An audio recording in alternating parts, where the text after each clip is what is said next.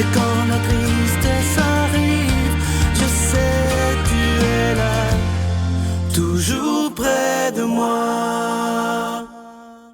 Bon matin, bon samedi, j'espère que vous allez bien, que la fin de semaine sera belle. Et comme on est samedi, j'ai le goût de vous présenter, je vous en parle depuis déjà quelques semaines, ce livre magnifique sur Sœur Angèle. C'est une biographie le titre est facile, Sœur Angèle. Vous allez voir son beau sourire sur la pochette de ce livre, c'est une brique à lire, je vous le dis. Et on dirait, comme je vous disais, qu'elle a eu 12 vies, Sœur Angèle. Je n'ai jamais vu ça de ma vie. Et on apprend là-dedans comment elle a manqué mourir à plusieurs reprises, même quand elle était jeune, toute son histoire. Et on comprend pourquoi elle est devenue cette petite Sœur Angèle avec un si beau sourire. Et c'est aux éditions Marcel Broquet. Il est dans toutes les bonnes librairies. Vous ne pourrez pas le manquer. On le voit dès qu'on rentre dans les librairies, on voit Sœur Angèle. Alors, je vous invite vraiment à le lire. Il n'est pas disponible à nos bureaux. Et parlant de Sœur Angèle, on s'en va la rejoindre.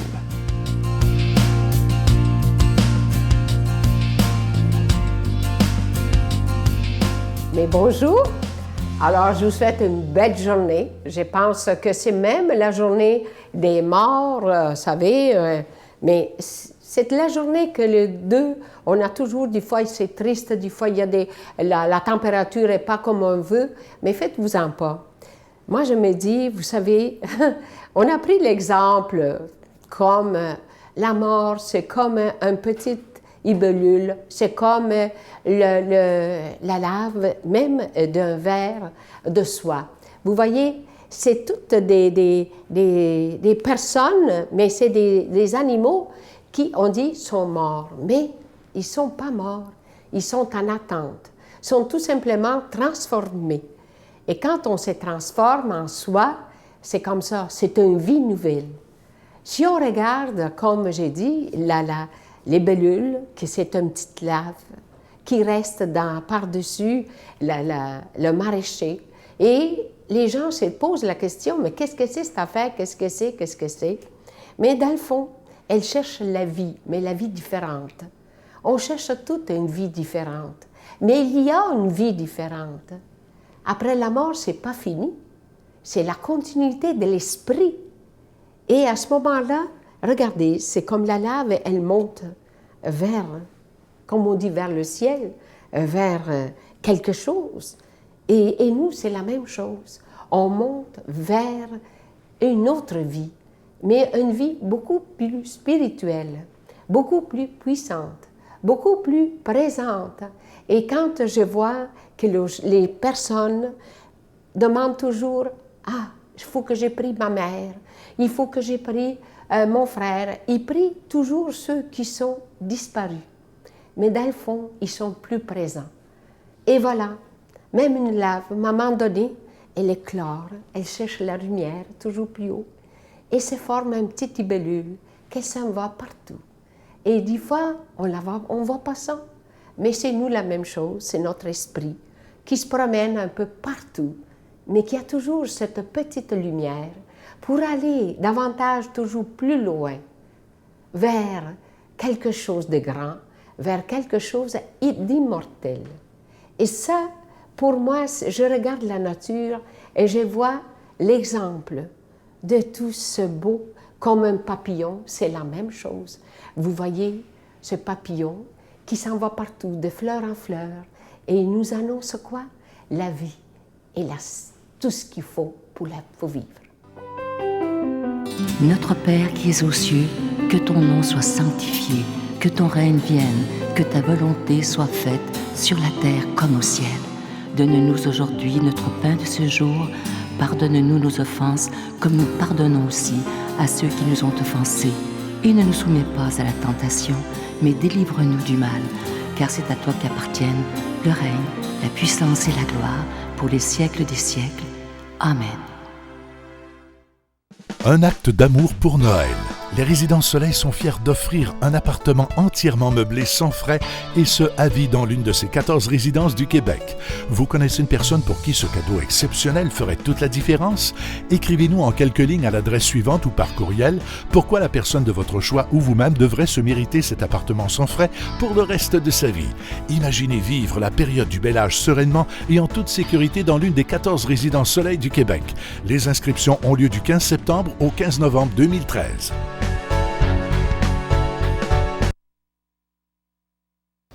Je sais qu'il y en a qui vont être très, très contents à chaque fois, chaque mois de novembre. Je sais que vous êtes des milliers à être heureux parce que vous attendez l'Ange de Noël. Cette année, c'est évidemment la collection 2013. Comme toujours, il est en épinglette, il est plaqué argent. Et sur ses deux petites mains, c'est orné de deux petits zircons. Je vous rappelle que cet Ange de Noël, il est déjà béni. Ça se donne bien en cadeau. Et je sais qu'il y a beaucoup de personnes qui en font la collection. Alors, cette année, c'est la collection 2013. Je vous promets, évidemment, on est au mois de novembre, vous allez le recevoir très rapidement. Alors, merci de tout cœur de votre don. Je vous rappelle qu'on doit payer pour être à la télévision, que ce soit pour la production et la diffusion. Je vous rappelle aussi que vous recevrez aussi un reçu pour fin d'impôt. Et moi, je vous dis d'avance, merci de votre grande générosité en ce mois de novembre. Je vous donne l'adresse, la Victoire de l'Amour, casier postal 120, succursale Boucherville à Boucherville, le J4B 5E6, je vous la redonne, la Victoire de l'Amour, casier postal 120, succursale Boucherville à Boucherville, le J4B 5E6. Également par téléphone du lundi au vendredi de 9h à 16h dans le 514-523-4433, 523-4433 ou sans frais, le 1-888-811-9291, 1-888-811-9291 et aussi sur notre site Internet, le www.lavictoiredelamour.org. Et évidemment, vous pouvez toujours faire votre don aussi sur notre page Facebook, qui est La Victoire de l'Amour, page officielle sur Facebook. Imaginez, on est maintenant plus de 28 000 personnes sur cette belle page. On fait une belle famille virtuelle tous ensemble. Alors, merci de tout cœur de votre grande générosité.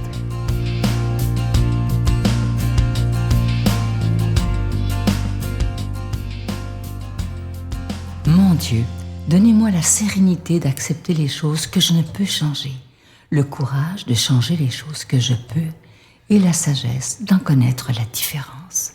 Amen. Pour la parole de Dieu aujourd'hui, celui qui va la proclamer, notre ami l'abbé Jean Dethelot.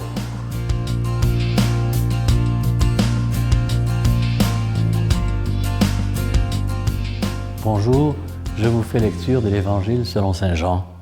À l'heure où Jésus passait de ce monde à son Père, il disait à ses disciples, « Ne soyez donc pas bouleversés, vous croyez en Dieu, croyez aussi en moi. Dans la maison de mon Père, beaucoup pourront trouver leur demeure. Sinon, est-ce que je vous aurais dit, je pars vous préparer une place? Quand je serai allé vous la préparer, je reviendrai vous prendre avec moi. Et là où je suis, vous y serez aussi. Pour aller où je m'en vais, vous savez le chemin. » Thomas lui dit, « Seigneur, nous ne savons même pas où tu vas. Comment pourrions-nous savoir le chemin? » Jésus lui répond, « Moi, je suis le chemin, la vérité et la vie. Personne ne va vers le Père sans passer par moi. » Ce texte nous sert souvent de lecture pour la célébration de funérailles à l'Église. Je trouve qu'il a une saveur absolument magnifique pour nous situer dans la foi authentiquement chrétienne au ressuscité. La vie se termine un jour. Le corps que j'ai, le corps objet que j'ai, ça va devenir un corps mort. On n'a pas le choix. Le corps que je suis, c'est-à-dire le corps psychospirituel, lui, il dure au-delà. C'est ce que nous croyons, même qu'il dure, mais qu'il dure dans un mode nouveau dans la résurrection. Alors, Jésus nous dit d'une façon assez claire, pourquoi vous inquiétez? Oui, l'itinéraire de vie qui est le nôtre, il est plein d'accidents, de difficultés, de cancers, de maladies, de déceptions, de divisions, de chicanes de guerre, de violences. Mais au fond, au bout de tout ça, on change de pays. Il y a parfois des gens qui disent « Moi, cette terre, elle est décevante. Les humains sont décevants. » Certains s'enlèvent la vie parce qu'ils sont découragés.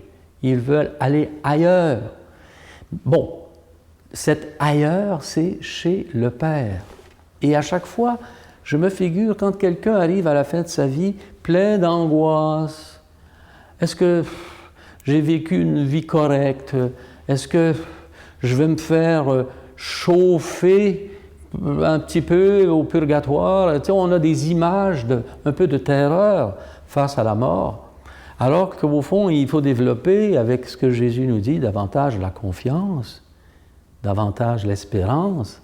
Et ce qui me rejoint beaucoup, c'est la figure du père de l'enfant prodigue dans l'évangile de Saint Luc. Il est dit que quand il voit venir son fils qui revient de son épivardage, est allé s'épivarder avec des femmes, puis a tout dépensé, et le père, il est là, puis il l'accueille, sur le bord de la porte, à bras ouverts, il ne lui pose pas de questions, il a hâte de le serrer dans ses bras. Et beaucoup d'entre nous peuvent se sentir comme le fils prodigue, indigne de l'amour du père et tout, mais lui, non. Il nous sait fragiles, faibles, et puis il nous accueille à bras ouverts. Regardons notre vie sous cet angle-là. Nous ne pensons pas toujours à réussir tous nos gestes quotidiens, nos amitiés, nos amours correctement. Nous ne sommes pas toujours irréprochables. Dieu le sait, c'est pour ça qu'il est venu chez nous. Il est venu pour les malades, les pécheurs, les moins forts, les plus faibles. Il est venu pour les redresser, leur donner une espérance et puis surtout leur donner un monde meilleur qui est chez lui. Et c'est ça qu'il faut cultiver. Je suis toujours un petit peu dérangé quand des chrétiens qui sont là depuis toujours sont découragés devant la mort d'un proche. On ne peut pas enlever la tristesse de la séparation, on ne peut pas enlever la tristesse du départ, du silence qui entoure la mort. Mais il faut cultiver cette espérance et c'est pas terminé. C'est pas terminé. Quelqu'un me confie ça. Ma fille vient de mourir d'un cancer. Oui, mais c'est pas terminé. Sa vie commence ailleurs, chez Dieu. Sinon, à quoi sert le message du Christ ressuscité? Il nous dit, je suis le chemin, la vérité, la vie, et arrêtez là, mais il aurait pu continuer. Je suis l'amour, je suis la vie éternelle, je suis tout ce qu'il y a de beau et de bon, je suis la tendresse infinie. Faites confiance en mon amour. C'est là-dessus que finalement, en ce jour de la commémoration des défunts, nous voulons situer notre prière, notre propre démarche spirituelle de rencontrer le ressuscité à chaque fois que nous sommes confrontés à la mort. Je vous bénis et vous souhaite une bonne journée. Au nom du Père et du Fils et du Saint-Esprit. Amen. Je vous salue Marie, pleine de grâce. Le Seigneur est avec vous. Vous êtes bénie entre toutes les femmes, et Jésus, le fruit de vos entrailles, est béni. Sainte Marie, Mère de Dieu, priez pour nous pauvres pécheurs, maintenant et à l'heure de notre mort. Amen.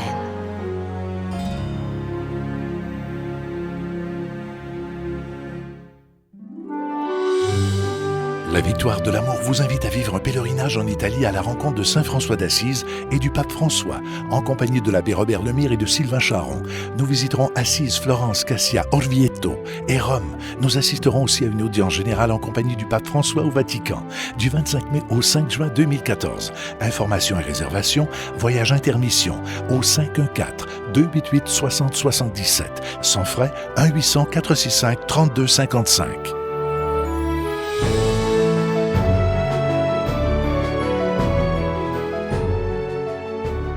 Je vous rappelle qu'aujourd'hui, c'est la fête de tous les fidèles défunts dans l'Église catholique. Je vais en profiter pour vous souhaiter une très, très belle journée. Et moi, je vous attends, comme à tous les dimanches, demain matin à 5h30 ou à 12h30.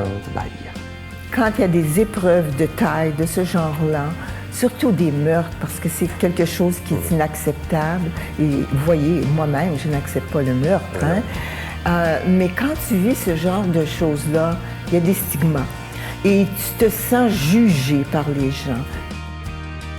La Victoire de l'amour remercie de tout cœur les Résidences Soleil de leur accueil si chaleureux.